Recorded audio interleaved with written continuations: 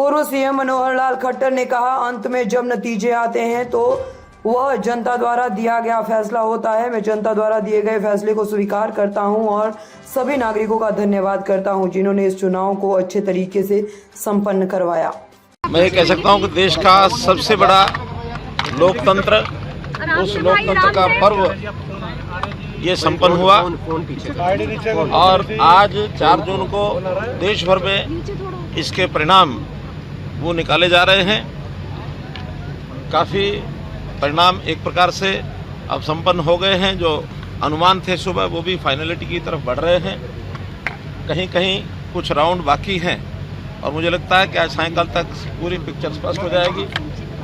अगर मैं हरियाणा की बात करता हूं तो अभी मोटे रूप से 10 सीटें, इनका तो मैं कह सकता हूं कि प्राय क्लियर है।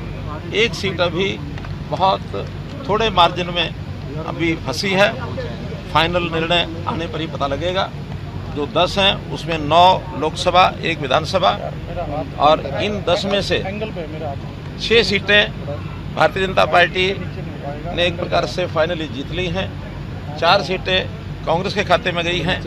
1 सीट सोनीपत की, जैसा ही उसके अनुमान और पुख्ता हो जाएंगे उसकी जानकारी मिलेगी।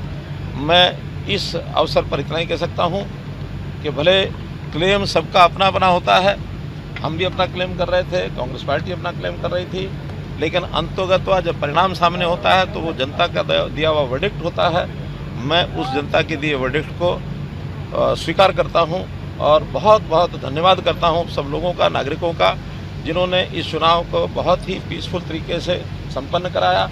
और जो मशीनरी इसमें लगी हुई थी, गवर्नमेंट मशीनरी, चुनाव आयोग की मशीनरी, उन्होंने भी सबने बहुत कोऑपरेशन दिया और उस कोऑपरेशन के कारण से हमारा जो पुलिस बल था, हमारी जो अन्य फोर्सेस थी, उन्होंने भी एक प्रकार से इस दुनिया के सबसे बड़े लोकतांत्रिक उत्सव को संपन्न कराया है।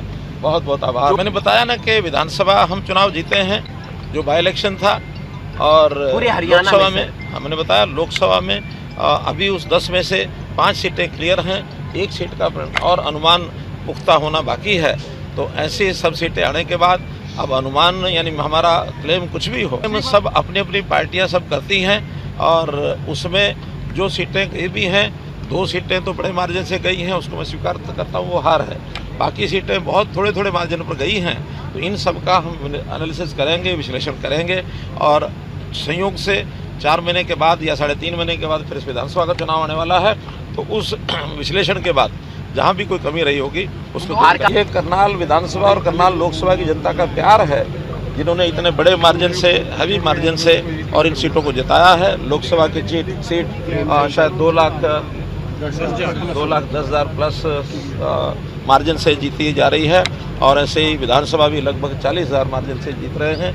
इसलिए इस बड़ी जीत के लिए मैं करनाल विधानसभा और करनाल लोकसभा सभी 9 की 9 विधानसभा के लोगों का बहुत आभार। देखिए, जब भी कोई इस प्रकार की घटनाक्रम होती है, क्योंकि चुनाव तो इस देश के एक लगातार चलने वाली प्रक्रिया है। हर चुनाव के बाद एक रिव्यू होता है, एनालिसिस होता है।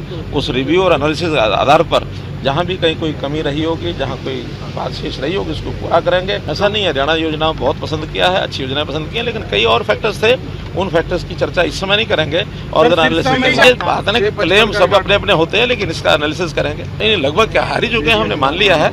तो इसलिए जो चुनाव स्पष्ट जिनका अनुमान लगभग हार की ओर है वो हमने मान लिया, जो जीत की ओर है वो भी हमने मान लिया। एनडीए की सरकार बनेगी, देश की जनता का धन्यवाद। मोदी जी तीसरी बार देश के प्रधानमंत्री बनेंगे।